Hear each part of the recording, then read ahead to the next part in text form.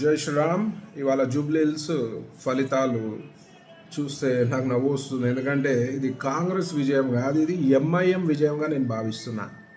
ఎందుకంటే ఎంఐఎం కాంగ్రెస్ గుండాలు ఇవాళ దొంగోట్లతో మరి అడ్డదారిలో ఇవాళ కాంగ్రెస్ ఇవాళ జూబ్లీహిల్స్ సీటు కైవసం చేసుకుంది.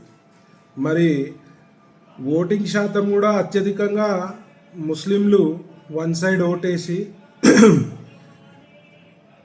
ఇవాళ కాంగ్రెస్ని గెలిపించడం జరిగింది. మరి ఇవాళ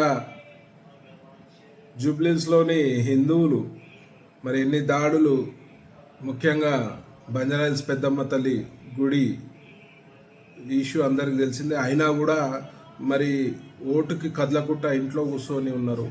మరి మనందరం ఇట్లనే ఉంటే మాత్రం రాను రాను మొత్తము కాంగ్రెస్ ఆల్రెడీ కాంగ్రెస్ అయిపోయింది. అలా వాళ్ళు ఓపెన్గానే చెప్తుర్రు ముస్లింల పార్టీ కాంగ్రెస్ పార్టీ అని.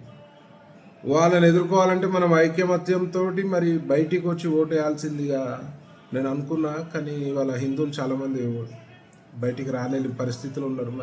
మరి వాళ్ళకి అర్థమవుతలేదు ముందు ఎట్లాంటి సంఘటనలు జరుగుతాయి. మనం ఐకమత్యంతో లేకపోతే ఇకనైనా మేల్కోండి. బీహార్లో అద్భుతమైన ఫలితాలు వచ్చినాయి ఇవాళ బీజేపీకి, ఎన్డీఏ కూటమికి. మరి ఎక్కువ ఎడ్యుకేషన్ లేని బీహార్ వెనుకబడిన రాష్ట్రంగా ఉండి కూడా వాళ్ళు ఒక మంచి ఆలోచనలతోటి మరి దేశభక్తి కలిగిన బీజేపీకి ఓటేస్తారు. మరి మనం ఎందుకు మేల్కుంటలేము? ఇక్కడ వాళ్ళు చదువుకోవడం మ్యాక్సిమం ఎడ్యుకేషన్ లేదు, అక్కడ పావర్టీ కూడా చాలా ఉంది.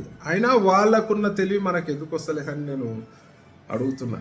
ఇకనైనా ముందు కూడా మనకి ఇంకా చాలా అవకాశాలు ఉన్నాయి. జూబ్లీహిల్స్ పోయినంత మాత్రం అయ్యేది ఏం లేదు. ముందు మంచి అవకాశాలు ఉన్నాయి.